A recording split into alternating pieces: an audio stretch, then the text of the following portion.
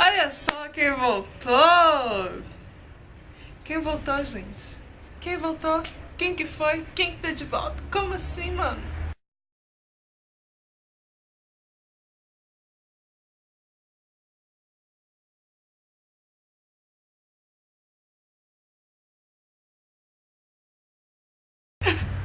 Oi, pessoal, e aí? Firme e forte? Voltei, finalmente. Feliz ano novo. Eu sei que já passou uma semana, mas o ano tá novo. Ué, eu posso falar feliz ano novo? Posso. Posso. Feliz ano novo. Eu tirei a primeira semana aí de férias. Posso falar que foi férias? Eu posso, né? Eu posso falar, eu falo. Gente, eu tirei a primeira semana aí pra me dar uma pausa, dar um descanso, uma correria enorme. Final de ano é sempre corrido, sempre tumultuado. E eu falei, não, 2017 já vai começar com descanso, porque a gente aqui não é de ferro, não é verdade? Mas o descanso acabou, estamos de volta. Eu pensei em fazer o primeiro vídeo de 2017 sobre metas. Depois eu pensei em fazer o primeiro vídeo de 2017 sobre motivação para você começar bem o ano. E sabe quando o Espírito Santo fala assim, não é isso que eu quero não? Não é? E aí eu falei, não, vou descansar, vou relaxar a mente, descansar o coração, e seja o que Deus quiser. E Deus me incomodou muito, aliás, não me incomodou, me lembrou que no vídeo, quem me acompanha aqui no canal, viu que nos vídeos passados, um vídeo ou outro eu acabava comentando uma mudança que aconteceu na minha vida em 2016, alguns projetos novos, uma grande mudança que aconteceu, e eu sempre falava, sempre prometia que eu ia contar pra vocês nos próximos vídeos e nunca saía. Saiu, minha gente. Olha que coisa boa, eu falo e eu cumpro. Que gracinha. Bom, eu queria fazer um vídeo de retrospectiva de 2016, mas de tudo que me aconteceu em 2016, teve uma grande mudança. Logo, acho que foi na primeira ou na segunda semana de janeiro, foi bem no comecinho mesmo, e que mudou minha vida e tem mudado minha vida todos os dias desde que essa mudança aconteceu. Ai, que drama! Ô menina que faz suspense! Mas calma o coração que eu vou contar tudinho pra vocês. Bom, vamos começar do começo. Como eu já falei pra vocês em alguns vídeos, eu converti em 2011 e algum tempo depois, nessa mesma igreja, eu conheci o meu esposo. Não vou contar a nossa história, né, a minha história dele, porque eu quero que ele esteja junto pra contar essa história bonitinha pra vocês. Foi muito linda, um testemunho muito forte. Mas o que acontece é que a gente se conheceu, ele era diácono na época, mas ele já estava se formando para pastor, já tinha feito o curso de teologia, ele já estava bem mais à frente assim de mim, digamos assim. Quando eu entrei para a igreja, ele já estava lá, já estava a caminhada dele, já estava sólido, já tinha uma base sólida na igreja. E aí, o que acontece? Desde que eu entrei na igreja, eu sempre quis servir a Deus. Sempre, quando eu entrei, que eu olhei pro louvor, eu falei, nossa, eu quero louvar. Aí eu vi a dança, eu falei, não, eu quero dançar. Aí eu falei, eu quero os dois. Aí eu consegui fazer os dois, gostei muito dos dois. Claro que a gente tem sempre um ministério que a gente tem mais afinidade, tem sempre um ministério que Deus fala mais forte com a gente. Mas eu achava que o meu ministério, que Deus tinha preparado pra mim, era aquilo ali. Não que seja pouco, mas pra mim aquilo ali era tudo, era maravilhoso. E eu ia ser levita, ia dançar pro Senhor também pro resto da minha vida. E tava maravilhoso, era um plano perfeito, meu plano perfeito. Mas Deus tinha planos maiores. E aí no ano de 2016, o pastor, onde a gente estava congregando, junto com o nosso superintendente, pastor Ronaldo Soares. Inclusive, pastor Ronaldo, eu sei que você está sempre assistindo os meus vídeos, está sempre ligadinho. Um abraço carinhoso para você e para sua família. Aí ele chamou meu esposo e falou com meu esposo que tinha um presente para ele. E meu esposo foi, coitado, foi com o coração na mão, achando que era um puxão de orelha, achando que era alguma coisa ruim. Que imagina, né, o superintendente, o chefão te chama e você fala, meu Deus, o que eu fiz de errado? Passa um filme na sua cabeça. E aí chamou, e eu fiquei apreensiva em casa, e meu esposo foi sozinho, conversou e tal. E de repente meu esposo chega em casa, fala comigo assim, amor, senta aqui no sofá, que eu tenho uma notícia pra te dar. Aí eu pensei assim, meu Deus, fomos expulsos da igreja. E, nossa, eu pensei assim, um monte de coisas, porque não é comum, né, isso acontecer. E aí o meu esposo olhou pra mim assim e falou assim, amor, tem uma igreja aí pra gente, eu fui convidado pra poder estar assumindo uma igreja, pra ser pastor titular, pra estar à frente do ministério, e eu só vou assumir se você aceitar. Eu achei isso um gesto muito bonito da parte do meu esposo, que ele podia muito bem ter falado que sim, né, ter assumido tudo e só ter me comunicado que nós seríamos pastores, né? Mas então ele pediu minha opinião, ele me perguntou. E eu achei isso muito sábio da parte dele, porque no ministério dele, se eu não apoiasse, o que ele poderia fazer? Claro que Deus ia capacitar, mas ia ser muito mais difícil, ia ser muito mais pesado. Então ele conversou comigo e eu na hora eu fiquei tipo... hã? E aí e na hora assim, Deus, na hora eu acho que não deu nem tempo de eu pensar nos contras, não deu nem tempo de eu pensar nas hipóteses. Quando ele me falou isso, eu falei, quando eu vi eu já tinha falado, acho que foi o próprio Deus que tomou minha boca. Eu falei, amor, o que você decidir, tamo junto, eu vou te apoiar sempre. Desde que seja coisas boas, eu vou te apoiar sempre, for algo pro seu crescimento, pro nosso crescimento. Eu vou te acompanhar sempre, vou te apoiar sempre. E tamo junto, meu querido. E graças a Deus, aí começou a nossa caminhada. Nós assumimos a igreja, eu acho que foi na primeira semana de fevereiro. Não lembro muito bem, porque foi muito conturbado. E essa igreja que a gente assumiu, ela já existia, ela já tem 20 anos de história. E aí essa igreja passou por diversas situações, até que meu esposo foi convidado para estar à frente dessa igreja. E foi justamente na igreja que nós começamos. Então, porque nós começamos nessa igreja, tanto eu quanto ele, mas depois a gente acabou indo para uma outra igreja também do Evangelho Quadrangular, que era mais próximo da minha casa, que estava muito longe para nós dois. E Deus nos voltou, né, o filho pródigo, a casa torna. Nós retornamos para a nossa igreja. E onde tudo tinha começado, onde nós nos conhecemos, onde nós conhecemos a Deus, onde nós fomos batizados, onde Deus converteu o nosso coração, nós assumimos a igreja. E quando nós assumimos a igreja, ela estava com 3 pessoas. Lembro que no começo ali a gente ia para os cultos e era só eu e o meu pastor, o meu marido. É estranho falar meu marido, meu pastor. Era só eu e ele, eu ficava por conta do louvor e ele, lógico, o pastor, ele pregava. E era a gente que arrumava a igreja, era a gente que abria, era a gente que fechava.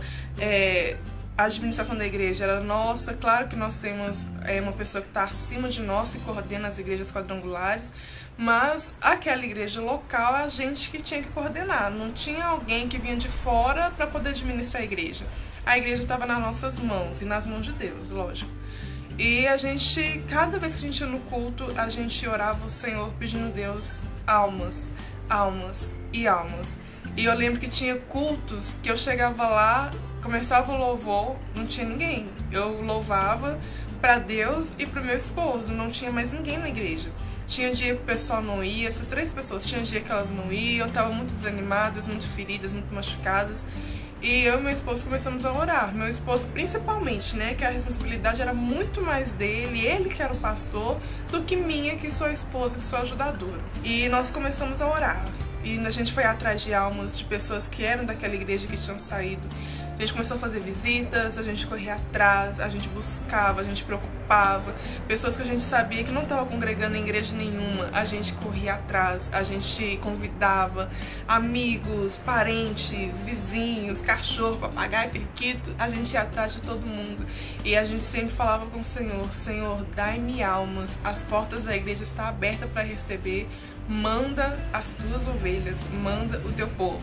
E nós fomos orando, orando, orando, orando, orando. Tinha dia, gente, que dava um desespero, porque tinha que pagar o aluguel da igreja. E a gente via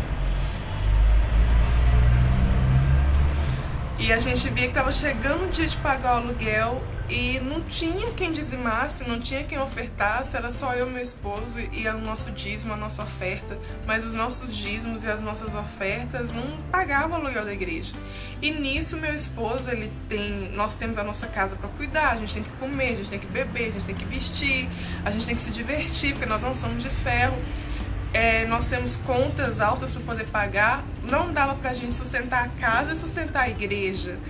Nossa, foi tempos assim, muito difíceis. E Deus sempre, o tempo todo, Deus falava com a gente: seja fiel no pouco, que no muito eu te colocarei. E Deus sempre falava com a gente: a glória da segunda casa será muito maior do que a primeira. E a gente não via resultado.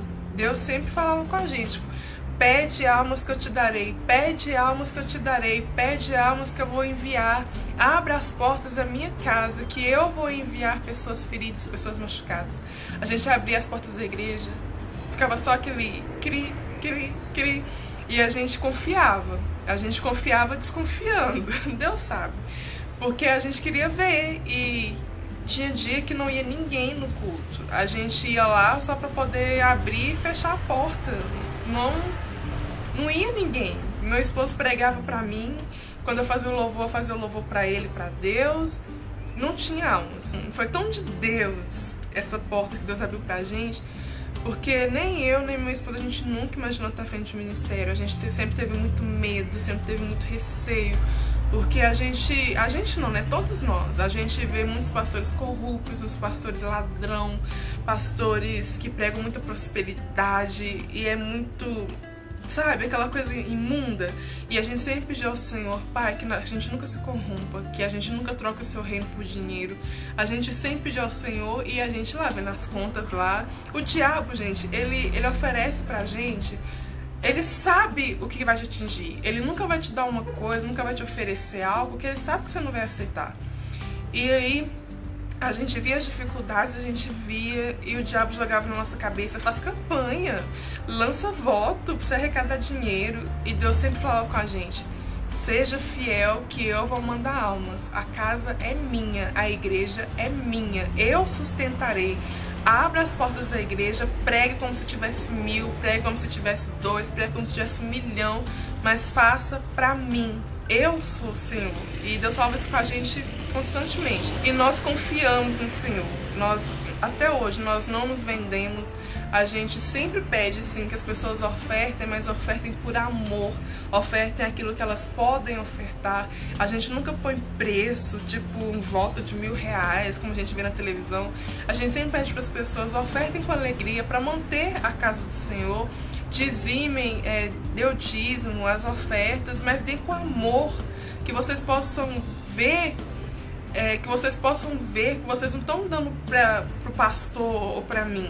Vocês estão ofertando para Deus, é para manter aberta a casa dele, não é para nós. A igreja precisa, sim, de materiais de limpeza, a igreja paga taxas, a igreja tem que se manter. Os anjos não descem para manter uma igreja. E a gente sempre falava isso com o Senhor. E Deus, gente, em todo tempo Deus nos honrou. Nós nunca atrasamos um aluguel até hoje. Nunca atrasamos. Tinha vezes assim que chegava um dia antes do prazo, né, de pagar o aluguel, a gente não tinha nada. E a gente clamava ao Senhor e a gente orava. E chegava uma pessoa e ofertava justamente o valor do aluguel, o valor da água ou da luz, enfim. Deus sempre proveu. Deus nunca falhou conosco. A gente sempre viu a mão de Deus sobre nós. A gente sempre viu que assumir aquela igreja não era uma furada. Assumir aquela igreja era propósito de Deus, era obra de Deus. Quando eu lembro assim do comecinho, tem só um ano que isso aconteceu, mas quando eu lembro do começo, eu vejo que foi loucura a gente ter assumido, porque a gente nunca tinha assumido uma igreja. A gente já tinha feito parte de vários ministérios, já tinha sido diáconos, diaconisa, já tinha ajudado com as crianças, já tinha mexido na parte de administração, mas a gente nunca teve uma igreja na nossa mão, tipo, toma que o filho é teu. Nunca. E a gente viu tanto que Deus nos honrou por nós sermos fiéis, por nós não nos vendermos, que é o mais importante, pra gente não se corromper. Deus sempre foi fiel com a gente. E aí foi passando o tempo, Deus foi mandando almas. E eu falo pro meu esposo que a nossa igreja, ela deveria se chamar hospital, porque eu nunca vi tanta gente ferida de outras igrejas, tanta gente machucada, pessoas que chegavam na nossa igreja igual aqueles bichinhos do mato. Sabe aquela pessoa assim que chega na igreja e não fala nem oi, com medo de levar uma palavra dura, com medo de ser repreendido?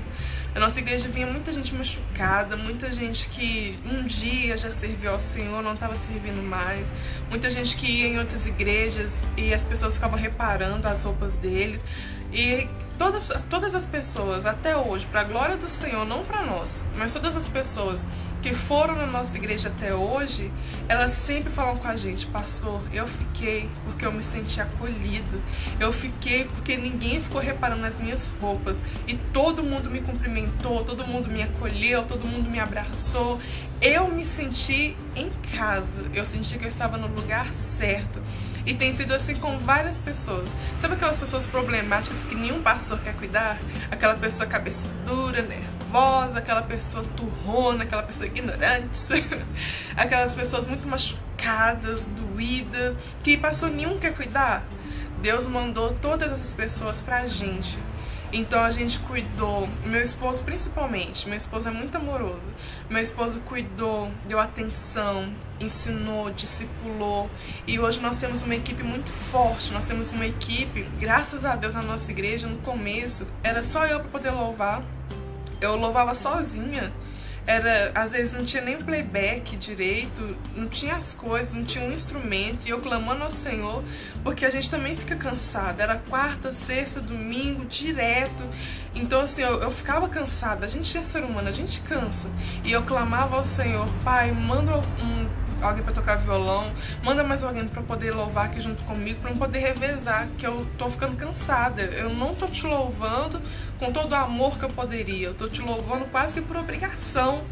E Deus mandou pessoas assim, abençoadas, pessoas que realmente são de Deus, pessoas que estavam assim machucadas, mas que Deus restaurou de uma forma que não tem explicação. Graças a Deus, no ano de 2016, em um ano que a gente assumiu a igreja, Deus nos deu 7 almas. Nós batizamos quase que uma pessoa por mês, foi quase isso. E para muitos pode parecer pouco, tipo, nossa, 7 pessoas, mas para uma igreja que só tinha 3 membros, 7 pessoas, 7 batismos, pra gente é muito, porque cada uma alma, você é muito importante para Deus. Você não tem ideia do valor da sua alma para Deus, para Jesus Cristo. Você foi comprado, não foi com moedas, você foi comprado com sangue, o sangue de Cristo comprou a sua vida, comprou a sua alma. Então cada pessoa que batiza, nossa, a gente faz festa mesmo, a gente brinca, a gente chora, porque só quem ganha uma alma, só quem corre atrás de alguém, só quem cuida da alma, que sabe o quanto é difícil aquela alma permanecer na igreja, aquela alma dar frutos. Nossa, só quem cuida de ovelha. Se você tem alguém da sua família, se você tem algum amigo que você cuida, que você trouxe para Jesus, você sabe o quanto é difícil, o quanto é trabalhoso tomar conta de uma alma. Então quando você vê uma pessoa assim tão problemática, tão difícil, aceitar Cristo, se batizar e você vê a transformação da pessoa, nossa, você vê que tudo vale a pena, você glorifica a Deus assim... Não tem como explicar, é gratificante, é impressionante. Se a nossa alegria é assim, imagine a alegria de Deus ao ver cada alma se batizando. E a gente tem dado oportunidades na nossa igreja, a gente tem crescido muito. Não era algo, igual eu falei no começo, no meio do vídeo, não era um projeto meu e do meu esposo assumir uma igreja, a gente tinha outros planos. A gente queria ter, digamos que, a nossa vida. E Deus nos chamou não para viver a nossa vida, mas para viver a vida dele. Deus nos chamou não para poder ser somente ovelhas. Deus nos chamou para cuidar de ovelhas. Algo que não era meus planos, nem os planos do meu esposo. E quando a gente aceitou o desafio, quando nós dissemos sim para o Senhor, o que Deus fez na nossa vida não tem explicação. Bom, chega de falar, né? Nossa igreja é humilde, mas eu creio que nossa igreja vai crescer, porque ela tem crescido, em nome de Jesus. E pra você que recebeu aí um desafio, quem sabe o seu pastor virou pra você e falou assim: fulano, tem um projeto pra você, tem um presente pra você. Você não quer assumir uma igreja, não? Se você recebeu um convite assim, ou se você recebeu algum convite para você estar aceitando servir a Deus, não importa como pastor, como levita, não importa. Se Deus te chamou para servir a Ele, não importa as suas vestes, não importa do jeito que você tá. Se o seu pastor te chamou para algo, se Deus te chamou para servir na obra dele, aceite. Porque Deus nunca vai te colocar no ministério, Deus nunca vai te dar algo que seja para te matar. Deus sempre vai te dar um desafio que é para você evoluir. E é isso, gente. O vídeo hoje tá um pouquinho mais sério. Tá sério? Mentira, gente. Chega. Alegria. 2017 começou. Mas eu queria dividir um pouquinho a minha experiência com vocês e finalmente falar que essa grande mudança que aconteceu na minha vida em 2016. E eu espero que tenha falado um pouquinho ao seu coração. Um beijo pra vocês. E fui!